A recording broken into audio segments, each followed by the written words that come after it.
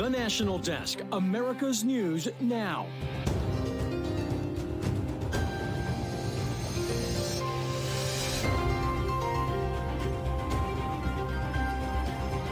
Right now, the heat dome expands. Records continue to fall as dangerous temperatures take a toll. Then the driverless car dream and the track record looking more like a nightmare.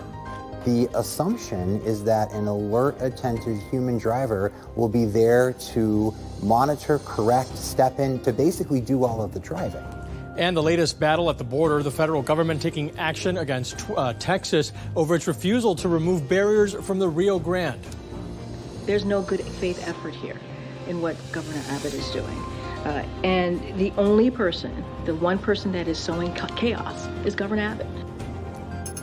This is the National Desk, America's News Now. Hey there, I'm Eugene Ramirez. The historic heat wave expanding east right now. From the southwest, it is spreading to reach the Midwest today and then further east by midweek. Now, over 81 million Americans are under heat alerts right now in the parts that you see here marked on this map. Much of the Midwest could reach almost 100 degrees later this week. Just a week ago, temperatures there were only in the 70s and 80s, quickly rising there. Parts of the West are forecast to exceed 110 and will likely break more temperature records soon.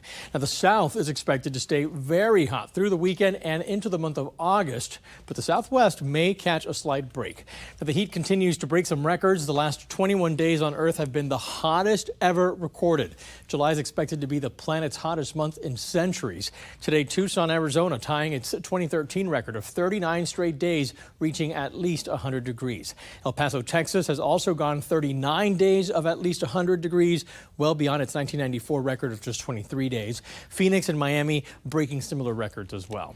In Arizona, it's so hot. Listen to this. Healthcare professionals there are seeing a spike in burn patients simply because those people fell on the ground. The asphalt there is getting up to 180 degrees at times, and people can burn their skin in just a fraction of a second if it comes into contact with that. Now, patients in Maricopa County are being brought to the emergency room with significant burns. A local burn center there filling all 45 of its beds. Following the crime surge across the country, police in Seattle investigating a shooting at Kirkland Beach early this morning. 3 people there were shot, 2 teens and 1 adult. All are expected to survive. That suspect, though, fled the scene. Then over the weekend, 4 people were shot in Seattle's Capitol Hill area. Police say that that's related to illegal street racing. One of the victims in critical condition. No suspects have been named at this time. In Texas, police in Houston still searching for the suspect in a Houston nightclub shooting that killed 1 and left 4 injured. Witnesses said that the suspect and one of the victims opened fire on each other outside of that club early Sunday morning. Now, according to the Gun Violence Archive, this weekend, the U.S. had 6 more mass shootings, defined as 4 or more people shot in one event. That brings the July total to date to 65 mass shootings with at least 81 people killed, 300 injured. Those figures make July the deadliest month of 2023. So far this year, the U.S. has had 406 mass shootings. That's a 9% increase over last year at the same time. The only 10 states that have not had mass shootings, you see them here on your screen: Alaska, Delaware, Montana, Nebraska, North Dakota, Rhode Island, South Dakota, Vermont, West Virginia, and Wyoming. It's been weeks since a former Afghan interpreter was murdered in Washington, D.C., and still no arrests have been made. As crime in cities like Washington, D.C. continue rising, residents are increasingly fed up with all this. National correspondent Kayla Gaskins reports.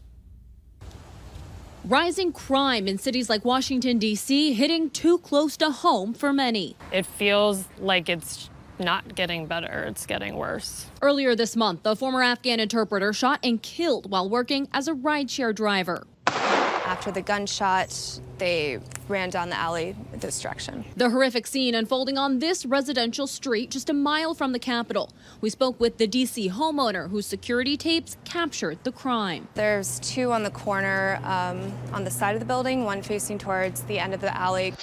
You know, there's some things that you deal with because you consider it part of city living.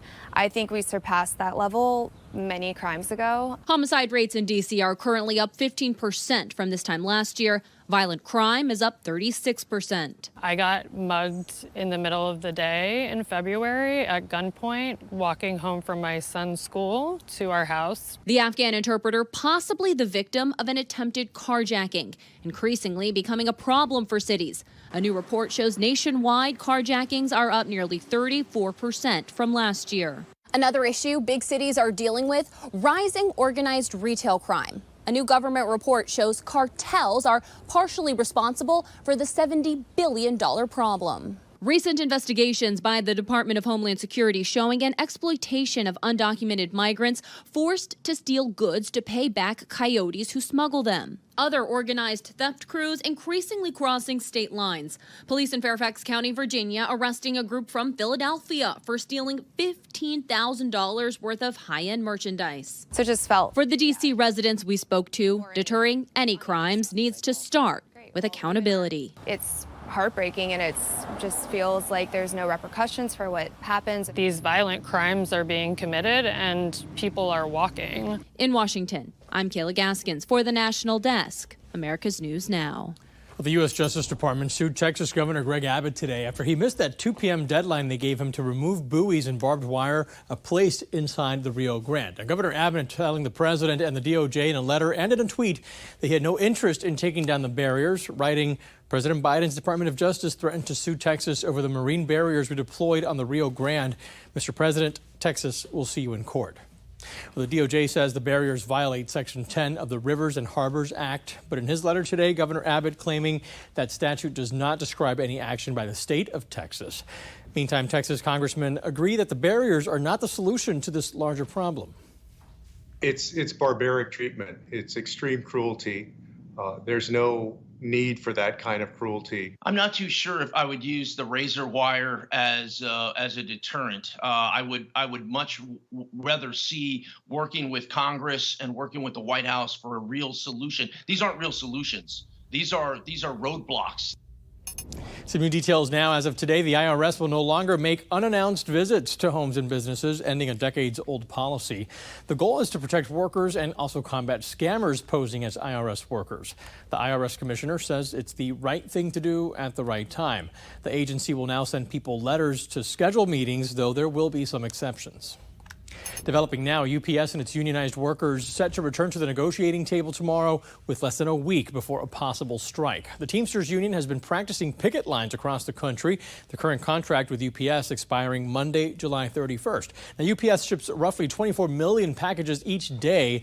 According to a recent estimate from the Anderson Economic Group, a 10-day strike would cost the U.S. economy a total of more than $5 billion. That strike is expected to also create a significant backlog of packages, leading to higher shipping costs and wait times.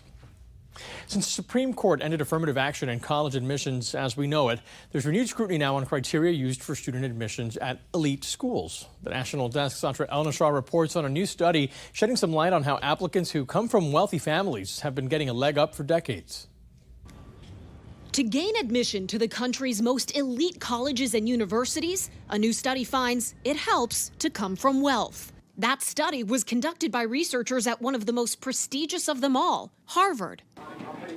They found children from the top 1% wealthiest families are twice as likely than middle-class applicants with comparable SAT and ACT scores to attend an Ivy Plus college, meaning the Ivy League schools plus Stanford, Duke, MIT, and the University of Chicago. The researchers analyzed college attendance, tax information, test scores, and internal admissions assessments. And they found that the biggest driver of this imbalance was admission to those whose close family member attended the school. They write legacy applicants from top 1% families are 5 times more likely to be admitted to Ivy Plus colleges than peers with comparable credentials. It was indefensible to give preference to the children of alumni.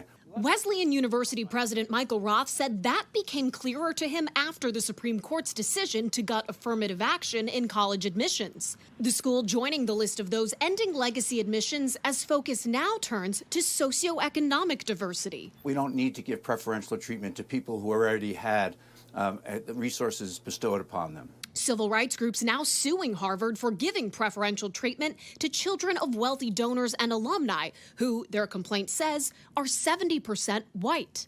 They argue the practice is especially harmful after the Supreme Court's decision upended efforts to ensure a diverse student body, a decision Harvard also believes was wrong. It means the real possibility that opportunities will be foreclosed. Now, on its website, Harvard says among a group of similarly distinguished applicants, the children of Harvard College alumni may receive an additional look. But Eugene, at the same time, it also says that financial circumstances are never an impediment to admission. Two policies that, as this study shows us, don't really square with each other in practice. Sure. And Asha, what did researchers say about why it's important to change admissions policies? They point to the fact that getting into one of these colleges doesn't just determine where you take classes, it can really determine a person's outcome. They point out that a graduate of an Ivy Plus school is 60% more likely to earn in the top 1%, twice as likely to attend an elite grad school, and 3 times more likely than someone who didn't go to an Ivy Plus school to work at an elite firm once they've graduated. So it's really about diversifying the socioeconomic backgrounds of America's top leaders and earners. Those big name schools carry a lot of weight. Asha Al-Nashar in Washington, D.C., thank you. Thanks. Coming up here on the National Desk, conflicting reports emerge about talks with North Korea after a U.S. soldier crosses into that country, what officials say actually happened. And the iconic blue bird gone from that app no longer known as Twitter, what Elon Musk is saying about the change to X. Then we investigate growing concerns over unexplained accidents as self-driving car technology advances. We're back in just 90 seconds.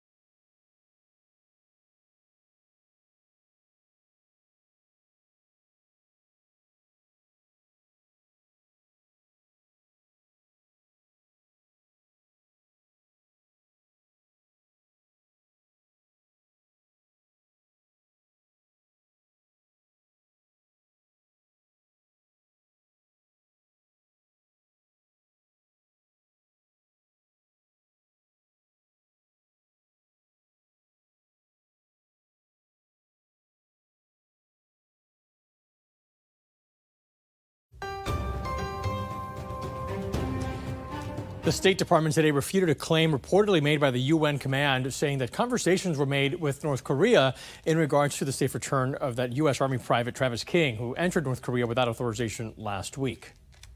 It is my understanding that there have been no new communications since last week, communications that happened in the early days. I think the reports may have resulted from a misinterpretation of the UN command's original statement, but I will leave it to them to discuss the details of that. But I'm not aware of any new communications other than those that happened in the very early hours or early days after he went across the border.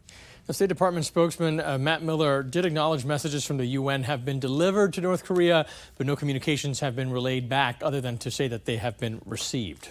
North Korea is communicating to the West in another way as the regime fired 2 more short-range ballistic missiles into its eastern sea today. Its 3rd round of launches since last week. The latest missile tests came hours after South Korea's Navy confirmed a nuclear-propelled U.S. submarine, the USS Annapolis, arrived at a port on Jeju Island. In a unanimous vote, Israel's parliament approved a key portion Prime Minister Benjamin Netanyahu's controversial overhaul of the country's justice system. The opposition in the Knesset walked out instead of voting, allowing the plan to go through. Thousands of Israelis were protesting outside of Israel's parliament ahead of Monday's vote. President Biden urging that country to hold off on the vote. Miami-Dade Police Director Freddie Ramirez is recovering after an apparent suicide attempt. 52-year-old Ramirez was driving to a conference with his wife yesterday when he pulled over on the highway and shot himself in the head, according to reports. He was then taken to the hospital where he underwent surgery. He is expected to survive. Android users can now pre-order the conversational AI chatbot ChatGPT to be installed on their iPhones next week. This comes 2 months after the popular iPhone version was launched. The Apple sync user history across devices. ChatGPT will offer some instant answers, advice, creative inspiration, and learning opportunities. Users who pre-register will be notified when that app goes live. Twitter, or should we say the app formerly known as Twitter, is currently going through a rebrand process to be named X. The bird logo was replaced today. It comes after owner Elon Musk changed the company's name, the parent company, from Twitter Inc. to X Corp. That happened back in April. Musk posted a photo of the company's headquarters. You see the new logo there on the building. He says the idea of it is to embody the imperfections in us that make us unique. A new study suggests milk alternatives don't have the same nutrition as cow's milk. Researchers from the University of Minnesota looked at more than 230 plant-based alternatives sold here in the U.S., mostly from almonds, oats, or soy. They looked at 3 nutrients found in cow's milk: calcium, vitamin D, and protein, and found only 12% of alternatives had comparable or greater amounts. Certain cookies from Trader Joe's are under recall right now. The almond windmill cookies and the dark chocolate chunk almond cookies could possibly contain some rocks. If you have any of these, you want to check the sell-by date. It's from October 19th through the 21st for the almond ones and October 17th through the 21st for the chocolate ones. You're being told to throw them out or bring them back to the store and they'll give you a refund there. Developing now, the jury ended deliberations for the day in the sexual assault trial of Kevin Spacey without issuing a verdict. The actor pleaded not guilty to all 9 charges he was facing. 4 men accused Spacey of sexually assaulting them in instances between 2001 and 2013. Spacey's lawyer says 3 are liars and that jurors should not convict him for making a, quote, clumsy pass at a 4th man. The prosecutor called Spacey a sexual bully. Jurors will continue deliberating tomorrow morning. The National Desk taking the pulse of America, our team of nearly 4,000 local journalists bringing you headlines from all across the country. We'll start with a star-studded workshop to help kids in the state of Ohio.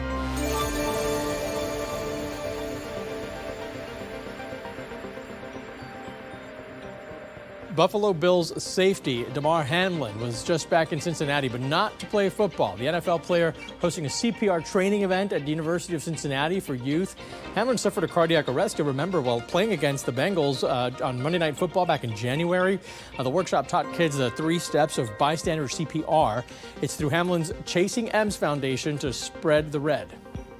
Everyone saw the chain of survival happen that day on January 2nd, and I was sitting at home on my couch. Other people were at that game, millions and millions. And so you saw what can happen when the chain of survival is in play. The American Heart Association says one of the most important reasons to be trained is because about 70% of the time you'll know the person whose life you're saving. Hipolito Ramos, a Kingsburg resident, is now looking at his camera footage asking the same question we are all asking. What is that? I caught an object that flew through my backyard. It seemed like a piece of light with a weird trail behind it. I'm not too sure what it is. Take a closer look. Wednesday night, he says his motion sensor notification went off around 10:09 at night, to be exact, near the Century Communities in Kingsburg. I thought it was a shooting star initially, and then I looked closer, and it started digging and dagging on its trajectory. So I don't know. It's something different that I've ever seen. That's for sure. Could it be aliens? The truth is out there. But it's no laughing matter. Just Thursday, lawmakers were calling out to the Pentagon to release records about UFO sightings. Bill Pallas says he's been running through the woods here for the last 30 years and just weeks ago found himself accidentally caught between a mama bear and her cub. Her head must have been the size of a basketball, and it's right here, and she takes a claw and she rakes it across my face and chest. Bill tried to hit the bear and ended up with his arm in the bear's mouth. And that's all these scars are here. And she kind of knocked the end of my little finger off. He says the claws felt like razor blades going across his face. The bear knocked him down on his back, and he waited to see what was next. And thinking, yeah, it's on now. We're going to have a battle. Thankfully, the mama bear just wanted to get her cub and left him alone. I was running on adrenaline and shock, kind of. I get about 20 yards down the steep hill, and I try to survey what's going on. You know, how bad am I? All I know is this blood is just gushing out of everywhere. Bill made it back to his home and his wife rushed him to the hospital. They brought in a special, a facial plastic surgeon, you know, because they saw I was all tore up on the face. And he spent 3 hours sewing on me. And I just feel so lucky. Lucky indeed. Coming up here on the National Desk, we look into growing concerns over unexplained incidents and crashes as more cars add automated driving assistance. We're back after this.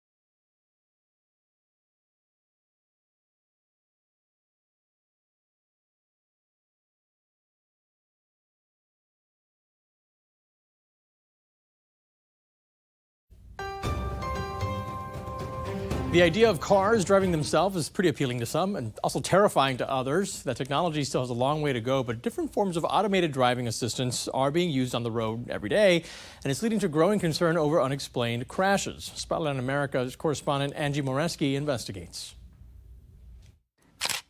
Again and again, in the dark of night, Teslas using autopilot failed to stop, slamming into emergency vehicles on the road, putting first responders at risk. We had a white Tesla that blew through our closure. California Highway Patrol Officer Jesse Matias was on scene in July of 2021. A massive 3 a.m. response to an already deadly crash. A mile of San Diego highway blocked off, but the Tesla did not stop. It was not slowing down. It was not reacting to any emergency lights on scene. Officers were sent running. We started yelling, car coming, you know, get out of the way, car coming. It happened again this past March. This time, 4 firefighters in Contra Costa County, California, suffered minor injuries when a Tesla on autopilot failed to stop for their fire truck despite flashing lights at the accident scene. We're very worried. It's a new element that presents risk to our firefighters.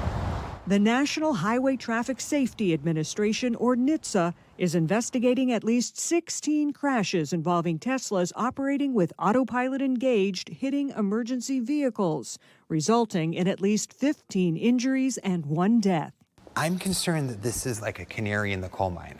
University of South Carolina professor Bryant Walker-Smith is an international expert on driving automation and its legal implications. Why are so many of these Teslas crashing into emergency vehicles? Here's the basic promise of Tesla's autopilot and, in fact, any driver assistance system.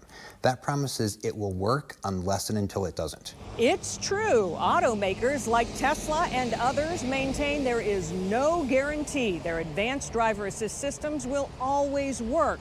And they put the onus on you to be ready at all times to take over.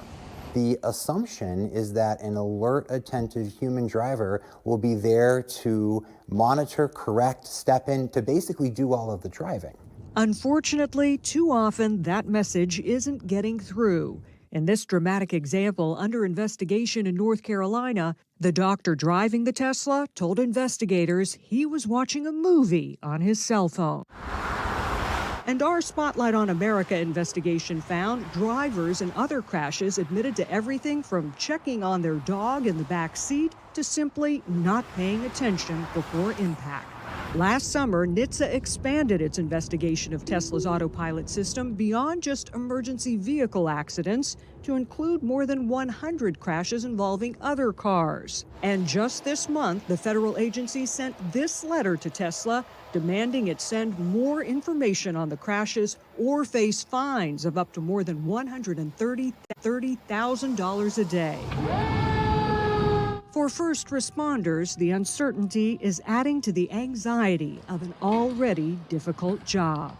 We have a lot of ways to be distracted on the highway, and now we have another one because your car allows you to not pay attention. It places our firefighters at risk. NHTSA would not agree to an interview with Spotlight on America, saying they won't comment on open investigations. And Tesla did not respond to our request for an interview. For Spotlight on America, I'm Angie Moreski. Up next, the record broken by the director of Barbie after one of the biggest box office weekends in history. We'll be right back.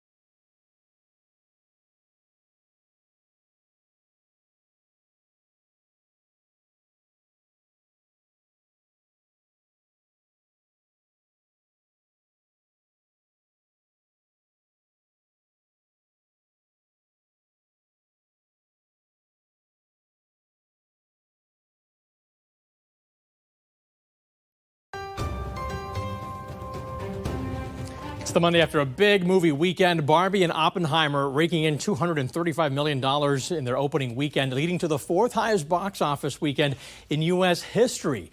Greta Gerwig has broken the U.S. box office record for a female director with Barbie, pulling in $155 million. The box office resurgence coming at a difficult time for the film industry. Actors and writers, of course, continuing their strike for better wages and benefits. That's going to do it for us right now, but don't forget to join me tonight for the evening edition of the National Desk. You want to check your local listings for the exact time. I'm Eugene Ramirez. Thanks for watching. I'll see you soon.